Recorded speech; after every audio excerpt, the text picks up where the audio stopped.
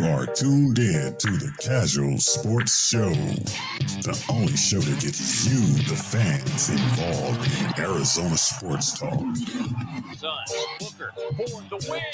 Yes! So we'll be back in a while. So don't nobody go nowhere. Can't get right. Right here on the hottest internet radio station on the web, your KSR and Kazual Sportz Radio Network. Murray, out of pocket. 7 seconds. 6 seconds. Murray hits it downfield. DeAndre Hopkins.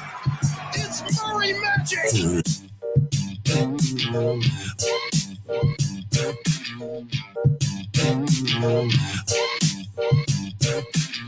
Welcome into the Kazual Sportz Show.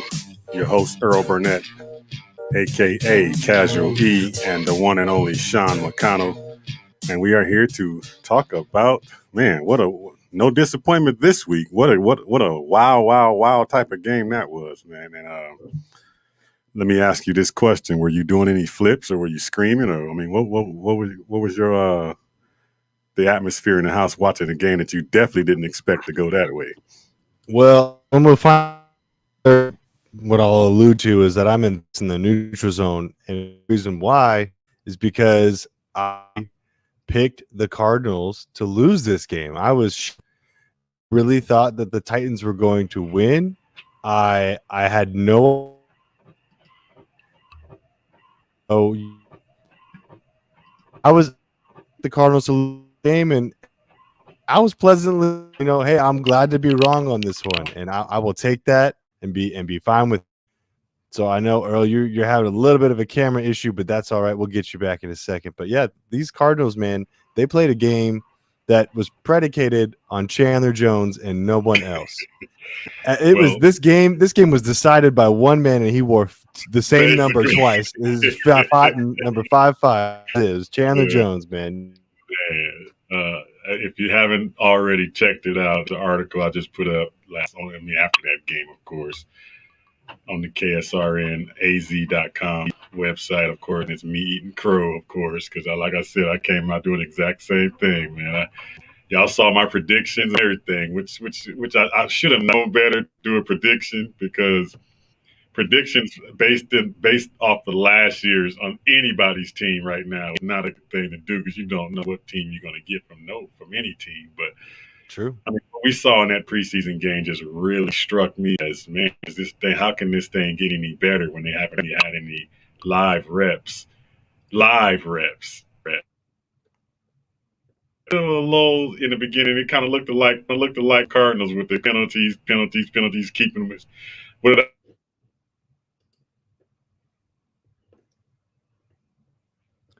Yeah, these Cardinals, man, I don't know. They really they did a lot to prove us wrong in 1 week. In 1 week. So, I mean, do we get excited over one game? But I mean, I guess to me, what causes me to kind of get a little bit like, okay, what makes this any different than any other time that they won? Like last year, they won, the opener. That opener they won last year was like we had to find a way to pull a rabbit out of a hat, despite a bunch of penalties, despite a bunch of, chemistry not working yet, but we still found a way to pull that game out, because it was a division game, and it was like, it was like they barely had to find a way to win that game. This game,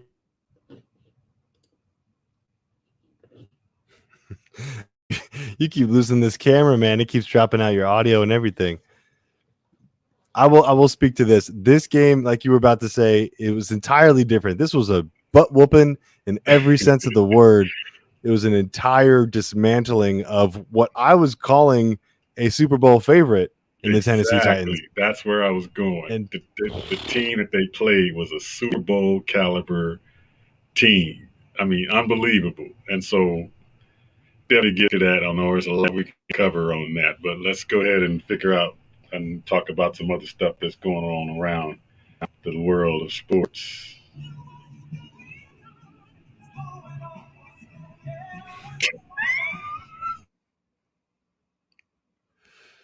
It Oh man, Earl the worst camera luck today. But his camera is probably getting attacked as we speak. It If he is. could just find a I don't know way what it to is. It's get just going in himself, and out, in and out, in and out. Taylor on can't have the camera getting sacked. This camera is.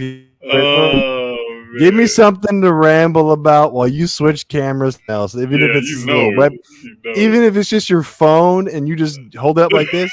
it. Fine, just give me a topic and I'll ramble on about it for like 2 minutes. I'll give you 2 minutes. All For that, right. I'm a Here's the topic. Okay, this is what's going on in the world of sports. 3 things are guaranteed: taxes, well, death. Well, this is dude. This is too good. this is too funny. Death, death, death, taxes, and Josh Gordon get reinstated. Go. Josh Gordon is reinstated. Yes. Okay. Hard one, man. Okay, first off, let's go with death. Yeah, that's happened. Your camera is case in point. Death keeps happening to this camera that you have. What end is shout out the brand of this camera that Earl toss it in the trash because oh my goodness, what's going on with that? Taxes, whatever taxes this company of this camera is bringing in, they need to pay you back. You need a refund, big way. And Josh Gordon, I don't know what to just hop in and out of like he's playing hopscotch. I don't get it. I hope that he can turn into something. I mean, I would say that Antonio Brown was a less scary of a situation, whereas Josh Gordon, he's got a lot more he's got to figure out, and he hasn't played in a long time, it feels like. So, for a long duration, as well as Josh can do something because you know you want to see guys succeed and make a turnaround. But man, I tell you what, that is going to be an interesting sight to see what happened with Josh Gordon. If you guys are tuning in Thursday, we are bringing back the neutral zone. It's a week late, but we want to make sure we have all our guys in there. We're going to have Ed Smith, Javon Adams, me, Earl. We make picks. Thursday, we pick the games. This year, we're going to go not every game, the matter, the one interesting, and obviously we'll always still have a section to bring game Thursday, same time, 8 p.m. same place. Glad to get the neutral zone back up again. Oh, Jays last year. I never gave it to him. I kept it because supposed to win. He cheated. I'm going to say that on air. He cheated. So I got the trophy 2 times. I'm a 2-time champ. Going for my 3rd. We'll see what happens. Earl, I see your face. Let's see if I can see your voice or hear your voice. That was longer than 2 minutes. I ranted as best I could. I know, man. I'm sorry about that, man. And this camera's kind of crazy looking, so it's got me kind of squished up. Well, hey, let's just say you're under pressure, like Tannehill and Derrick Henry. Oh, no, I don't feel pressure no more with this stuff. It is what it is, bro. No, just the pressure of you being squeezed. Oh, yeah, my bad. Yeah. There you go. Yeah. Damn. Sorry about that, everybody. Technical difficulties, live radio. That's how it goes. But here I am. I'm back again with this jacked up camera. And I mean, I did a show with Benny and him on the dang on special. And what happened at the end of the show? Damn camera just started going crazy. So I guess it's outdated. Equipment you have to kind of update, I guess. I don't know. I got to figure it out. But I tried to do the GoPro thing for a minute, but the GoPro that I bought and I was really excited and I convinced the wife to let me get didn't work with the Mac, so I'm still using the Mac webcam. I just have the ring light with the Mac webcam, so it looks good enough. That sucks. So, I know. So now I got a GoPro that I don't even use. A GoPro. Oh, damn. Okay, what else can we talk about that's going on in the world of sport? A lot of injuries on week 1, bro. A lot of key injuries. Parity and injuries, man. In the NFC West, NFC West in our division, of course. The San Francisco 49ers get affected with one of their key running backs, Hakeem Mostert, went down, and he is out for the season. Destroyed my fantasy football. Sorry, that don't mean anything. My bad. But anyway, yeah, but he's down, and so that changes things for the 49ers. But one thing about that 49er team, bro, is they can stick any running back in that system, and they're going to be successful. We saw the kid that took over. I didn't even know who that was. Like, who was this running down the field? some dude named, I forgot his name. I was like, who is this kid? And he was running down the field, scoring a touchdown. I'm like, okay, yeah, you can stick any running back into their system, and Shanahan's going to make it happen. So, what do you think about that? Will it affect the NFC West standings? Them having no Raheem Mostert, who is pretty much key to what they do. Yeah, I mean, I think that's for San Fran to lose, and not just that. They have a couple more injuries here that they may not be longer duration, but they're definitely going to be affecting the week in and week out. So I think, San Fran got put on notice this year as well, this right in this game as, you got to keep up because this NFC West is undefeated right now, and we might, if had that injury not happened, I think the NFC West might have stayed that way until one of us played each other, which is how crazy this division is this year. So, yeah, I think San Fran takes a little bit of a step back, and I heard some other radio guys talking about, they looked at all the games that the NFC West teams played, and out of those four, the Cardinals game looked to be the most impressive. It was the hardest opponent, it was the biggest point differential. It was like, what? Like, that wasn't supposed to happen, right? Like, we were supposed to be like, all right, we're fourth, but that didn't happen. Now we're looking like front runner favorites, and people are already talking about all the accolades in week one. Holy cow, calm down. Right. Because I still got some beef with Kingsbury in this game, especially the first quarter. Definitely some things we can still. It wasn't perfect. We can definitely stick to where, like I said, I'm not dialing back too much what I said all coming in, but I am kind of eating crow because, they look. I definitely didn't expect that type of performance. Let's just be honest. Nobody did. Nobody. But at the same time, I look at some things like what Kingsbury is doing still. What I do see, and I will give him this much credit, is that he is trying different things and trying to do things, trying to learn on the go, on the job, pretty much. You can tell that's what he's doing because he's still having issues with his timeouts. He's still having issue with when to call those timeouts. He's having issues with personnel coming in and out, not knowing who's supposed to be on the field. And it's like, and I know that's not all on him. And there's other coaches that are doing that with him, but it's still, you're coming into game one, you're supposed to be prepared. And that's part of being prepared. And a lot of that's got to do with, him being the coach too. So, I mean, I don't know, but that's nitpicking because he did a good job for the most part. But, I don't know, man. I'm looking at this game one, and I'm going. I'm happy that they won, and I like I said, I'll be the first to come out and say I was wrong about it. But am I really wrong? I mean, really? I mean, is that we'll see. Can they be consistent and play like this every single? Well, I can't say every game, but I mean, somebody's gonna challenge you, and and you're gonna end up losing a game here and there. But the whole thing is they're competing, and they didn't give up, or they didn't. They did a lot of shooting themselves in the foot early, but at the end, when it all boiled down, they executed and did what they had to do. So, one thing you're looking at, history always plays a part in all these games, but they defied history as well. I mean, what is our record going into these East Coast games in the morning? We don't do too good. Not good. No, exactly. So now they go right in there on the game one and bam, and knock it out of the park. So, I mean, hey, I will continue to eat this crow as long as they continue to do what they're doing. I'll be happily eating this crow. I'll fry it. I'll put it in grease. I'll do whatever I got to do to keep eating it as long as they keep playing the way they playing. But we'll see how that goes. This was the hardest team outside of their division that they would play, in my opinion. I mean, you got the Browns and Packers, but the Packers didn't look good in week one. They'll fix it by the time we play them. But those two teams are the only other ones I would consider outside of the division. The division's tough. If we can go 500 in the division, that's a win for me. Right. Because that division is brutal. But the fact that you take out the Titans in week one, and then I'm looking at the next 2 games until you play the Rams, I'm thinking, hey, this is, shout out to JB and Benny Blue. The state of the Bird Gang might be looking pretty nice after 4 games. I'm just saying. Yeah, I'm glad you said that. Shout out to the Bird Gang that traveled, the Bird Gang Travel Club that traveled down to Nashville and just showed out. They're becoming the infamous Bird Gang travel. They also became like the Phoenix Suns Travel Club when the finals were coming up. Shout out to those guys. Shout out to my man awesome. Mike Girardi. He was out there with them, dude, with that group, and they showed out. Said they were pretty loud too. I mean, it was quiet because we were shutting them up. So I mean, hey, we pretty much took over the stadium. So that's a lot of sad awesome. country music in Tennessee that day.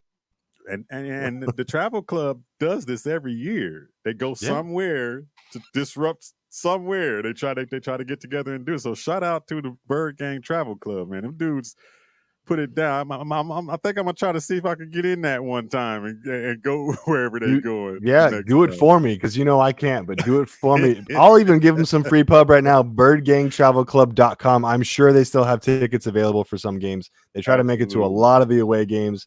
They make everything unique, fun to the environment that you're going to. I love watching them go. I'm jealous that I can't make it, but if I didn't have 4 kids and a limited budget, I would definitely blow all my money on Bird Gang Travel Club, man, because it's a great way to see a stadium you've never seen or a state. Right.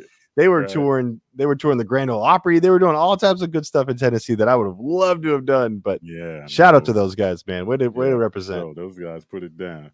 We're going to take a little break real quick, and when we come back, we're going to get into some of the details of this game and who's the performers that stood out, and was there anything bad in this game? I'm pretty sure they can find some things to work on, but let's talk about it. We'll be right back. Kazual Sportz Show, Sean McConnell, Earl Burnett. We'll be right back. Stick around.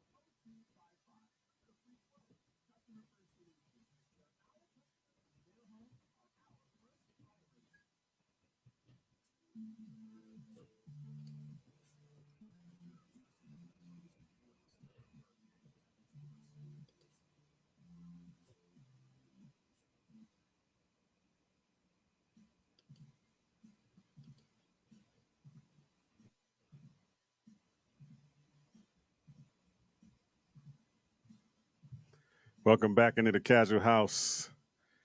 Go ahead and follow us on our 4 major outlets, all with the same tag, KAZUAL, and the Z at the end of the word sports. And that's on Facebook, Twitter, Instagram, and our YouTube page. Also, if you have not done so, please go ahead and subscribe to the YouTube page because that thing's about to get really crazy. We're going to do some wonderful things coming up in the next couple of weeks.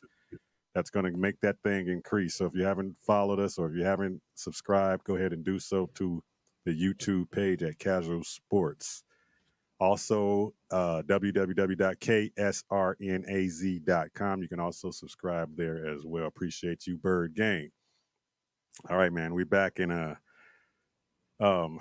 Larry Fitzgerald. He said, he came back in on the rejoin and was like, we listened to the Kazual Sportz Show, whatever. Thanks, Larry. Appreciate it. But you heard him on his show. Speak about, where he did. Does he sound at all like a dude that's itching to play football at all to you? I even so. Just what I'm thinking, man, he's just kind of relaxed right now. Yeah. He's just having fun, relaxing, just chilling. And I'm happy for him, but I'm also sad, right? Because I would love to see him be a part of that environment on Sunday, and the environment next, or I will be really pumped to be there. But it's going to be weird. It's still weird not seeing him just be there. And I know right now we've kind of just been using him as this. I don't know what do you want to call it, but this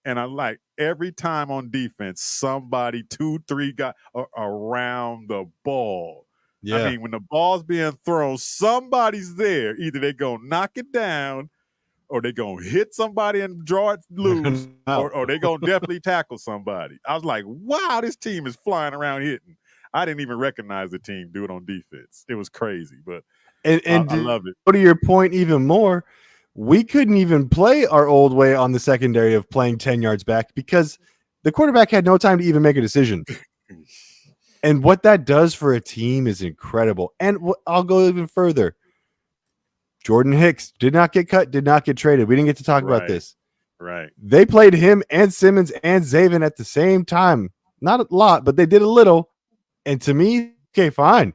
Like, yeah, Hicks had the most. Because Jordan doesn't have to go in coverage. Played. He doesn't have to go in coverage. Fine. Right. Just keep. Fine. Please.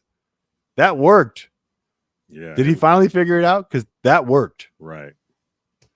I think that's right on point. I mean, Hicks, he played his way. He performed his way to stay in the lineup and to be the starting linebacker. Because we know that Collins is going to come along eventually at some point. I think, like I said earlier, or on a previous show, I think mid-season he'll be really got it together. But if Hicks continues to perform, I like how they keep it the way it is. Just let it be what it is. He was on the field.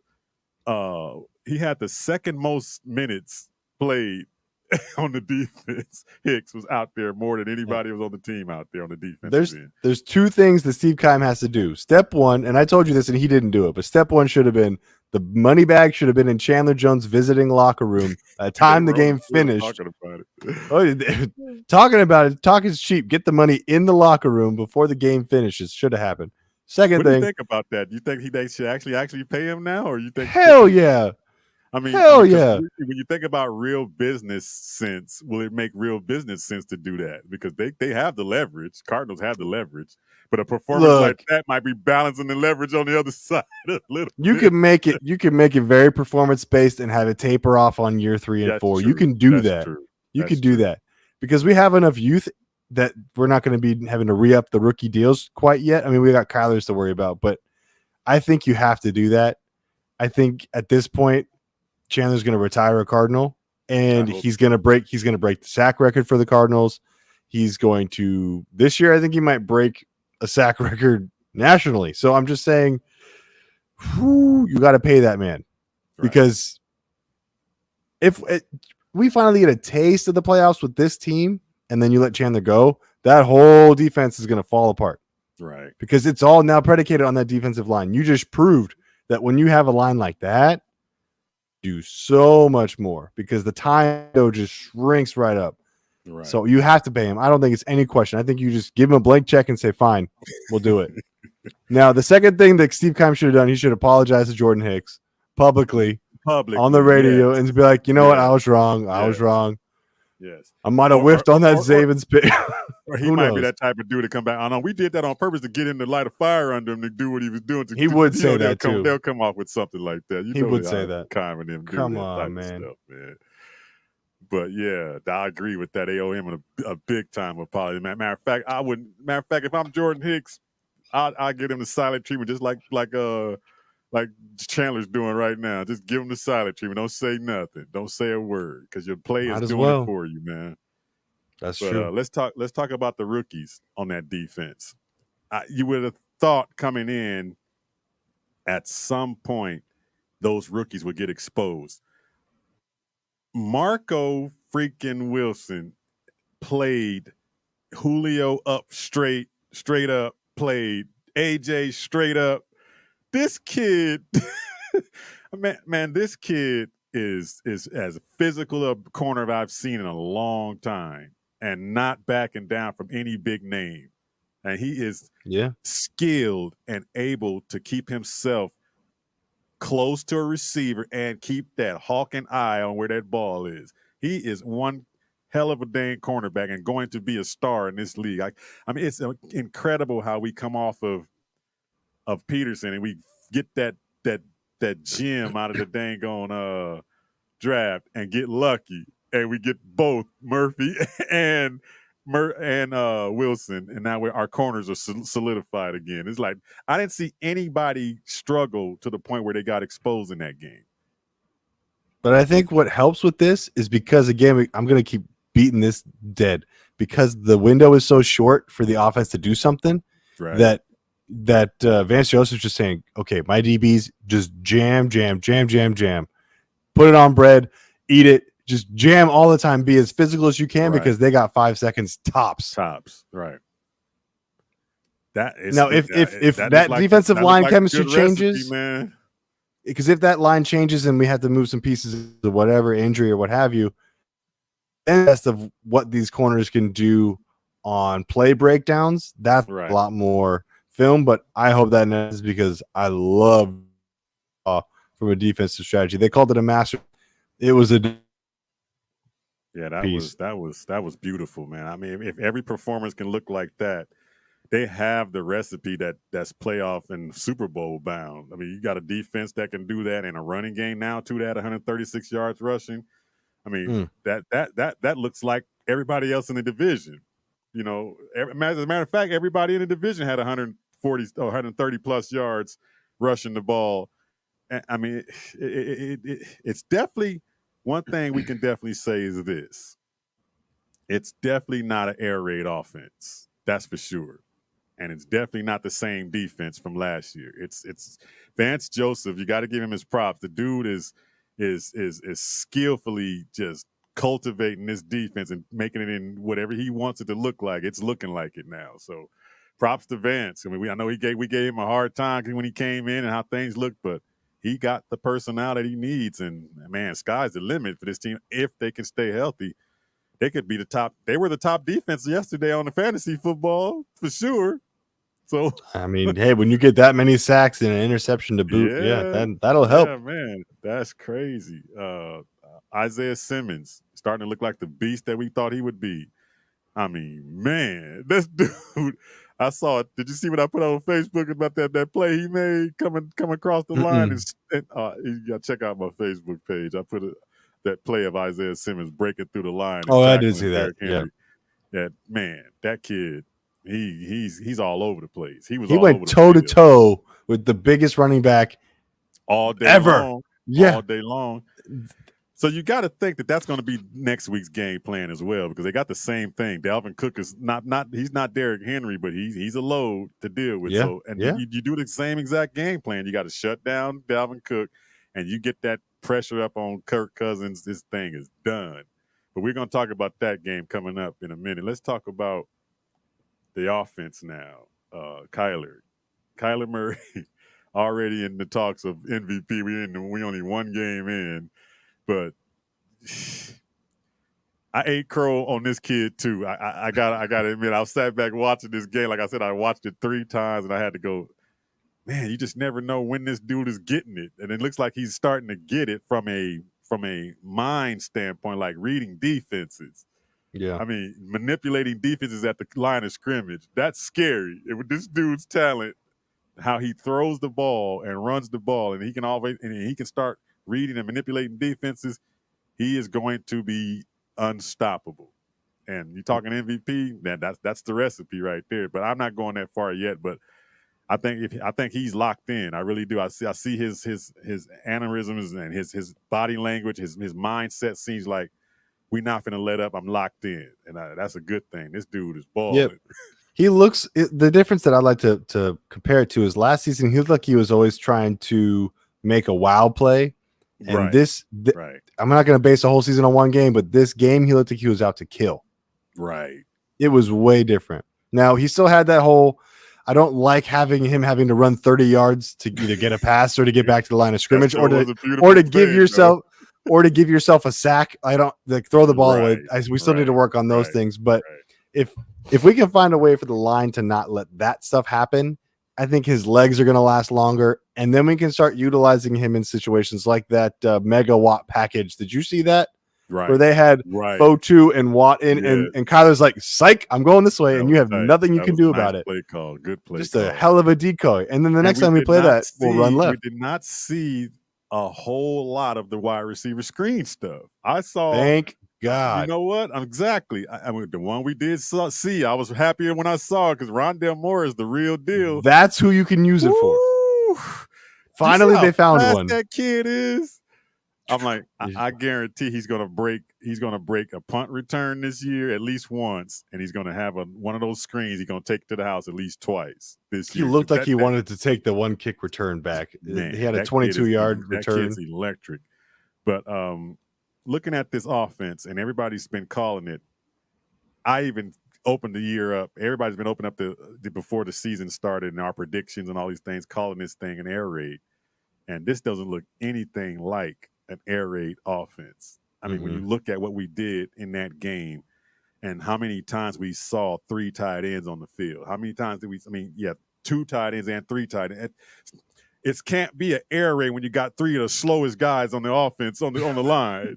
You know what I'm saying? Yeah. So how can it be an air raid? So I like how the mix of the run and then that strong tight end set, and then every once in a while you'll see that 4 receiver thing come in, and man, it seems more of like a vertical RPO. Exactly. I don't know. That might not be a thing yet, but I'm gonna call it a thing. A vertical and can we talk a little bit? I know Edmonds. We knew what we were gonna get with Edmonds, and he had 63. He was on 12 carries, had great production. But can we talk about James Conner just throwing people off him? Like he was like, "I'm Derrick Henry." I was like, "Holy cow!" I mean, but that was to be expected from Conner, though. That's how he always ran when he was in Pittsburgh. But a little bit of the is he healthy enough? I mean, that right. I don't think he's thinking about health right now. Man. The way he's running right now, like he's worried about their health that he's throwing them off of. He's like, I'm sorry, you should probably call your insurance. That was a pretty dang good defense he was running against too. So let's keep that in mind. I mean, he when you play the teams that are a lot less than the Titans on defense, he's going to probably have one of them big days. He might even outdo Chase every once in a while just because he's going to be that guy that when the game's in our hands, go ahead and feed this dude, let him go ahead and put the game away. And that's exactly what he did in that game. So they have every component, man. I mean, and I know it's one game. I don't want to jump too crazy. And especially after my predictions coming in, but I mean, we don't want to jump too crazy. But they set the bar with this game, didn't they? They did. Everything. This is your potential. I was looking for something to say. They got to work on that. Got to work on that. Got to work on that. Yeah, you can see some things instantly that they have to work on. And of course, the mental stuff is the jumping off sides and all the dumb stuff they do in that first drive. But from a drive standpoint, from execution standpoint, from Kyler and the receivers being on point to get everything was clicking. I mean, I'm like, wow, I've never seen that. It's been a minute. In fact, it's clicking so good. Can you believe a stat like this? Since 2006. Oh, no. Since 2006, this is the first time since 2006 that we scored points on our first 2 possessions. No. I saw that. I said, no way. I looked it up, dude. I'm like, are you kidding me? That's crazy to me because I remember the one San Fran game. The one San Fran game where we had like 6 picks, it felt like, in a row off Kaepernick. I remember that game. Like, I'm talking about the offense coming out and scoring points on their first 2 possessions. I'm like, wow, okay, that's crazy. I started thinking, like, that can't be right because Kurt Warner was here. We had Carson Palmer. I'm pretty sure, but every time we don't score a touchdown, or we might score a touchdown, we don't do it, and they only want to, but 2 times back to back on a drive. I'm checking my anxiety. That feels actually kind of right because I always remember like. Oh, here we go. We didn't score on the first drive. It feels actually right the more I think about it. Yeah. Checking your exactly. Yeah. That's exactly what I'm talking about. Because we saw many and countless games where we just like, man, we came out in the lethargic, and we came out, couldn't score. We came out. But to think that we should have scored 2 touchdowns, but we got field goal 2 and a touchdown's fine. It does help when you have great field position on those 2 drives. That's true. So I'm going to put a little asterisk right there. True. This was accomplished by Chandler Jones and no one else. That's what I'm going to put that right there. Little disclaimer. True. That's so true. I mean, we know how the game went. I mean, 38-13. We saw the game. We saw the passing game. We saw DeAndre Hopkins 2 touchdowns, Christian Kirk 2 Beautiful. touchdowns. Beautiful. Beautiful. That's stuff we were expecting to see. Give me something that you did not expect to see and who performed outside of what you thought was going to happen.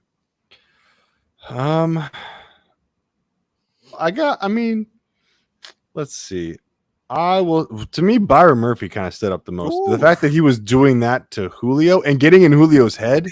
Like Julio, I think, was pissed because Peterson's not on our team anymore, and he usually eats Peterson alive. Exactly. I think that's why he was mad. I think he was trying to take it out on us. But that shocked me. What also kind of shocked me a little bit was the lack of AJ Green. Maybe it's just because of Kirk and Hopkins' success in this game that maybe they were kind of finding more ways to get open. I don't know exactly why. Maybe it's just this is AJ Green's role. Maybe he is the number 3 receiver instead of the number 2, like people were thinking. Kirk's performance is telling me he might be your number 2, especially if he's popping off the top of the defense and going, "Hi, my bread basket's full, and I'm in the end zone, and you didn't even know about it." I don't think that. I mean, yeah, could that end up happening if he keeps performing this way? Yes, but I think AJ's 2, and the reason why I say that is because Kirk, everything you see him get was in the slot, and it's because of those guys on the outside. Yeah. And that's good. That's a good thing. I think if you take him away, take that element away, he's not going to be the same receiver. But if he continues to do what he's doing in the slot, then yeah, he's got that number 3 down pat. I think AJ had a lot enough targets. He may have didn't catch enough ball, but he had some targets that were off a little bit with him and running a route a little bit with him and Kyler still trying to get on the same page. But yeah, that's fair. He was 2 catches on 6 targets. To me personally, he looks like AJ though. To me. Now, he can't be the same AJ because remember, he was number 1. He was the only thing out there. Every time you had him out there, they was doubling him. But he looked like the route running, the hands, the catching. He looked like AJ. And I'm saying, the next matchup might be more favorable for him. Who knows? But we'll see how that goes. But I don't think he's faded away where you didn't see he was making an impact. He was part of that game to me as well. Yeah. But. No, I just thought I was going to see a little bit more from him, I think. Right. I mean, Kirk's performance definitely surprised me, but it all depends on how the defenses line up. I think defense overlooked Kirk a little bit, and he ran over him. You're right. That slot receiver is always that guy that gets, sometimes they get more attention, but you can overlook a guy. And we got 2 guys on both ends. If Rondale Moore starts to make plays and you got Kirk, man, it's going to be hard to stop. Yeah. I personally didn't hear this guy's name all day long on the defensive end. And that everybody's been talking about the J.J. Watts and of course the Chandler Jones and Byron Murphys and even Wilson. But Robert Alford balled out yesterday. In that game. I watched that game. I watched that game over and over. The play where Simmons got the pick, Alford actually caused that pick because he was all over Julio. He was all over him and hit his hand. He hit the back of his hand and made Julio hit it up. So Robert was all over the place, looking like the old Robert Alford. Now, if we got those 3 guys, Murphy, Alford, and Wilson balling like that, man, I'm gonna tell you what the tenacity that they're playing with is great. Exactly. I'm gonna show you what they not missing. The Cardinals, they ain't missing this because our next week opponent. Mr. Pete Toot has been talking. I want to show you something that I saw on tape. Oh, I saw. This is what I know where you're going with this. This is what ticks me off about this dude when he was here the 2 years, and then the mouth running, but this is what we're talking about. Just check this play out, man. I know you probably know what I'm saying, but look at this play. I'm gonna run this play, and you just watch this. Okay, the ball's in play. That's a wide receiver running. Who's trotting? You see him? Did you see number 7 trotting? I did. Same old stuff from last 2 years. I'm going to play it one more time. This is why nobody's worried that Patrick Peterson is not here anymore, because look, watch him. That's not my guy. I could just trot. That ain't my guy. I don't have to hustle to get into that play and try to strip that ball away. I don't have to. That's not my guy. I didn't get burnt. That's somebody else getting burnt. That's what he plays like. Do you see that play? All day. I watched that game too and watched him do that all day long. And you could go back to every Cardinal tape and every game last year. That's exactly how he plays. I never seen a guy make so many business decisions in a game. It's crazy. Now, a physical corner would hustle to that ball and try to strip it. This guy doesn't even see him behind him. If he hustles to that play, he could try to strip that ball away and they could still stay in that game. What did he do? He just jogged it out. Man, that's why nobody's worried about him not being here anymore. You got to play that out, man. You got to hustle to that ball and strip that ball from this receiver who doesn't even see you coming. But nope, I'm going to trot it out. That ain't my dude. Man, that ticks me off, man. When I see that going, he's doing the same thing over there, making business decisions. Yeah. There was a, you have that tape. I didn't think it was actually the one that you were going to pull up. There's another play from this game where luckily Peterson's man wasn't targeted, but it was the rookie from Cincinnati, the receiver. I can't remember his name. I was trying to find it before. But Chase.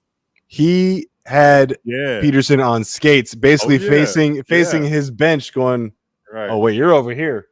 Yeah. And had he been targeted, that would have been a big film. I'm not so much worried about him getting burnt by a receiver. That's going to happen to every corner. I'm talking about the effort he puts out on the field. That effort right there is like, oh, I'm just going to jog over there. Man, those are the plays that make a difference. Now, when you look at the corners we have right now and how they play, do you think any one of those dudes would have watched the ball right there in front of him and not chase that dude down and knock that ball out or try to knock it out or pull it out? Man, that disturbs me seeing that. Like, that's the type of guy he has become. He's playing for the name on his back and what he's done in the past rather than playing for the team. And he has been playing that way for the last 2 years. I don't know what happened to him, but he's been playing that way. I'm not going to go out there to get hurt. I'm going to trot. I'm not going to worry. It's not my man. And it's like, I didn't get burnt. He got burnt. Well, I just sent you it was a Twitter thread from the check down. It was Jamar. Yeah. And he, Jamar Chase. Yeah. Oh, you sent it? Oh, yeah. I sent it to you. So, oh man, if you guys need it, I'll put it in the video. Facebook if you get a shot, because I want to see that. I watched that game too. I don't think I saw that part though. But when I saw that, and that one play I just showed you was one play. I saw numerous plays when the ball, when the opposite corner or whoever is defending is making a play on the ball or tackling somebody, he's just trotting over there to make sure they do make the tackle before he has to get involved in it. You know what I'm saying? Yeah. It's like, I mean, trust me, I don't not dislike him as a person. I just dislike how the effort he puts out there and then all the talking that comes along with it. If he comes in with that type of attitude, and I know he will because that's how he's playing right now. If he comes in with that attitude next week, he's going to get killed. Yeah. I mean, these receivers going to eat him alive. And I got a feeling that we're going to try to show him up because he can't stay with anybody, first of all. Second of all, he doesn't hustle. He will not hustle to the ball. He won't. He's going to go up against. Who's he going to match up with? If I'm Kliff Kingsbury and they're moving him around or they're not moving him around and they're keeping him on one side, I'm lining Rondale Moore up on him every time because he has trouble with speed. He can't handle speed. So that's not bad. Rondale, run 9 routes all day long on Patrick and throw them on him all day long. That's what I would do. Because we know he can handle the big physical dude. He's going to get in the big physical dude's face and try to push that dude around and whatever. Him and A.J. Green can go at it back because they used to go at it anyway when he was Cardinal. So he can battle with A.J., but Hop, Rondale, Kirk, throw 9 routes on him all day long, and he will. I'm telling you, he will be embarrassed because he doesn't show forth the effort that it takes to play that position right now. Right now, he's delegated to almost a safety because they had him in a space out there, and he was just, I'm going to cover this space, and kind of like Richard Sherman. At least Richard Sherman when it came up and hit that ball out of that dude's hand. I guarantee. Well, that's what we used to talk about with what do we do with him? We move him to safety, but he isn't got to go, take those hits. And that's what's tough because to see his career out here now, that would have been the transition to make is to put him to safety, but he's just not that guy to hit. Right. If it would have been say like Byron Murphy 10 years from now, all right, he's lost some speed. What do you do? Put him at safety. Byron Murphy's going to hit people. Exactly. You know what I mean? Exactly. He might be a little undersized, but he's still going to hit people. You couldn't have done that with Peterson. As much as I wanted it and said about it and talked about it and tried and petitioned and made a GoFundMe or whatever, it didn't turn out that way. It just didn't. These type of plays is the stuff I look at on tape. Those type of effort plays are things that turn a game or make a game or turn games in your favor. And now you can see a play like that and go, now you know why we struggled so much on defense last year and the last 2 years. You see why.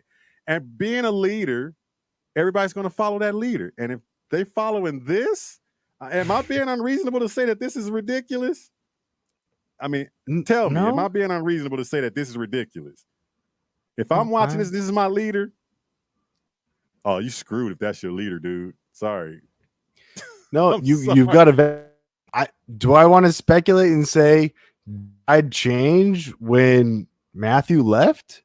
Was demotivating factor for him? I don't know when he lost his buddy. And I mean, because everyone plays buddy ball and then you lose your buddy, and I mean a roommate even. That could be tough, but at the same time, everyone's gonna say it. JB would say it. Anyone would say it.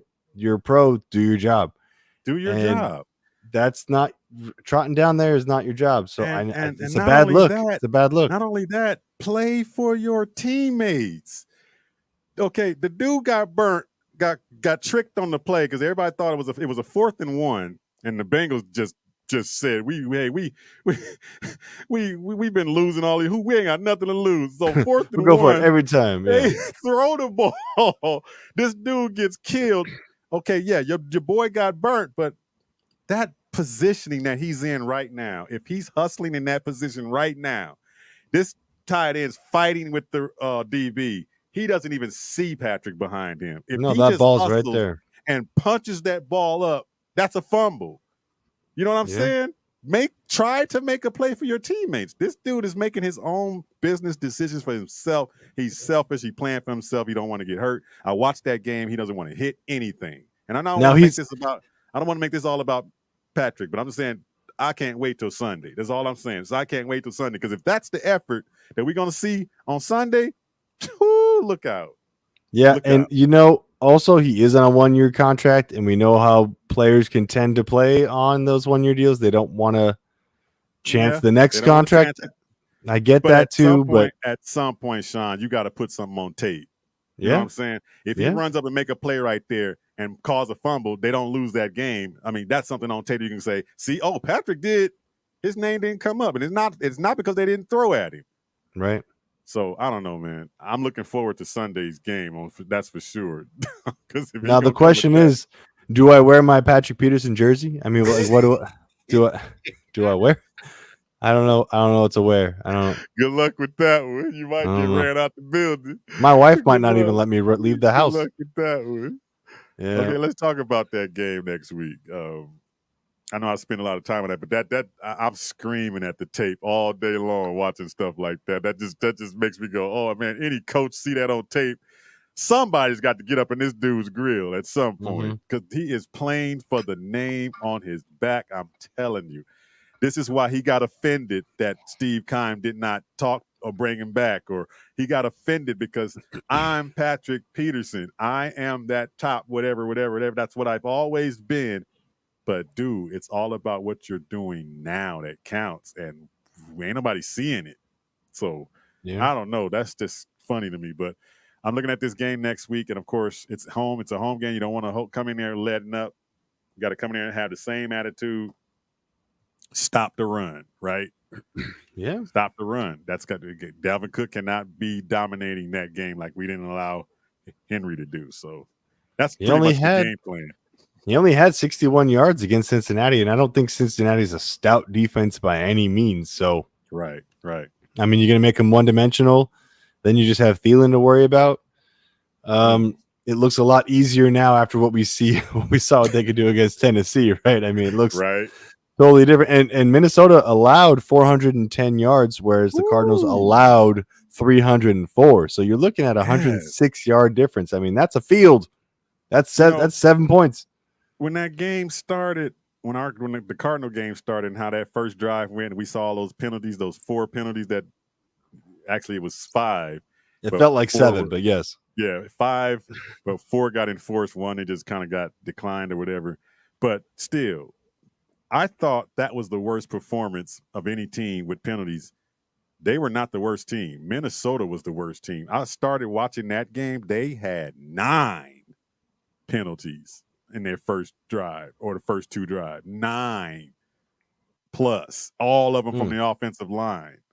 Offsides, holding, off. I was like, am I watching the Cardinals from last year? I'm telling you. I was like, I thought we were the worst team with the penalty. They were horrific with them. So coming into this game, man, they look like a discombobulated group up front. Man, you got to take advantage of them quick because you don't want them to. You know how Minnesota does. This is what they do every single year. Everybody knows they start slow. They start very, very slow. Then they start to pick it up when they get to 500. They start picking it up. Yeah. During the middle of the season, the offense starts rolling. So you get them early, go ahead and spank them, put up a 40 burger on them, and have the bragging rights over Pete. And ask them if they like that. Exactly. Because they probably won't. They start 0-2. You like that? The good thing they got going for them right now is Green Bay's not playing all that great. So yeah, that whole division is a mare. Out the gate, just right down. Man, everything on the West is 1-0. AFC and NFC. Man, that game last night was freaking awesome. Did you watch any of the Monday night game last night? I did. Yeah. Shout out to Jay for them Raiders. Them Raiders, baby. That Darren freaking Waller is a beast. How do you stop a guy like that? You don't. And somebody said it on the show the other night. He might be surpassing Kelsey and Kittle as the number 1 tight end. I have to agree with that. Him and Carr are just barely second between Mahomes and Kelsey on their passing and touchdowns and that relationship. So they've already taken over Kittle and whatever you want to call him now, Jimmy Jesus or whatever you call him. Jimmy going to be last in the NFC. That's all. Yeah, I'm tripping, man. I was like, wow, that dude is unstoppable. I got to find a way to get that dude on the fantasy team and lock him in. Period. Lock him in. I got him on mine. You freak.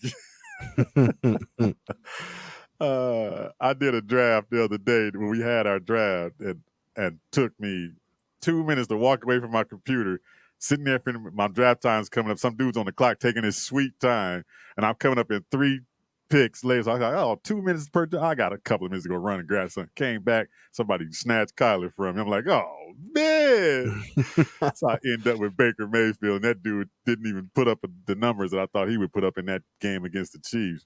But that's fantasy football for you. Yeah, and I'm that fantasy football guy where like I ended up accidentally auto drafting because my life with kids. I had to auto draft one time, so I ended up with Russell Wilson. I'm like, okay, who wants him? I'm trading. I don't want Russell Wilson. I don't want any NFC West enemies. Straight, I went out there and lit them up though in that game. Still gonna trade you. I'm Colts savage. Couldn't stop them either. So I'm a savage GM. Yeah, get out of here. There's too many other good, options out there. But Russell's not bad to have though because he can still run the ball. He definitely can throw the rock. So.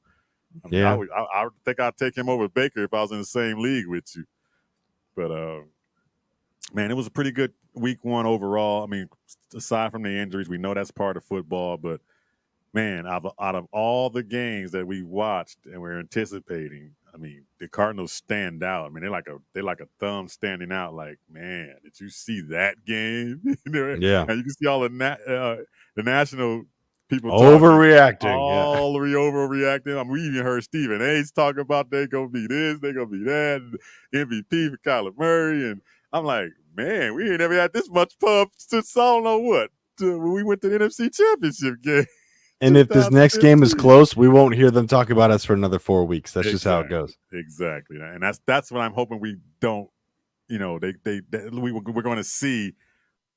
Are they really that team we saw the day before, or are they going to be the real one we're going to see come in at home that can't perform at home because they got everybody watching them? But I don't know.